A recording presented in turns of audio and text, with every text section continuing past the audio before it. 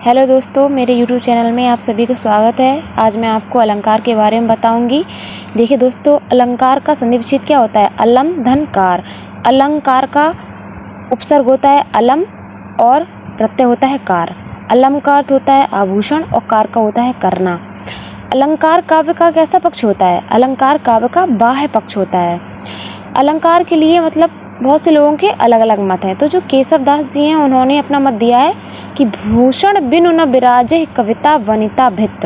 वहाँ इन्होंने भूषण का अर्थ आभूषण से है, कविता का अर्थ यही कविता पोएम, और वनिता का अर्थ स्त्री से। इसका मतलब ये है कि आभूषण के बिना ना तो कविता अच्छी लगती है और ना ही स्त्री अच्छी लगती है।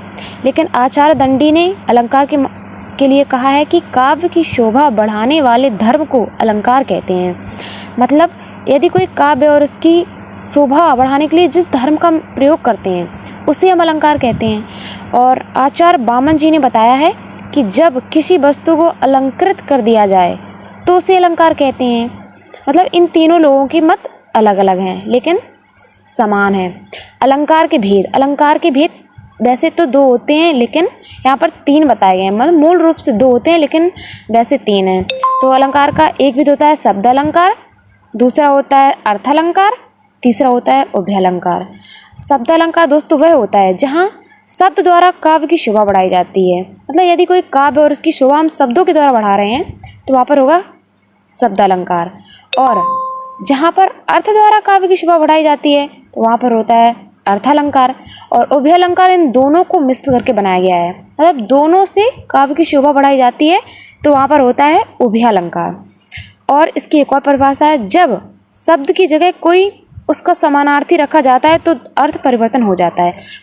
जो शब्द अलंकार होते हैं उसमें किसी शब्द की जगह पर उसका समानार्थी शब्द रख देते हैं तो उसका अर्थ पूरा चेंज हो जाता है। लेकिन अर्थ अलंकार में जस्ट अपोजिट होता है।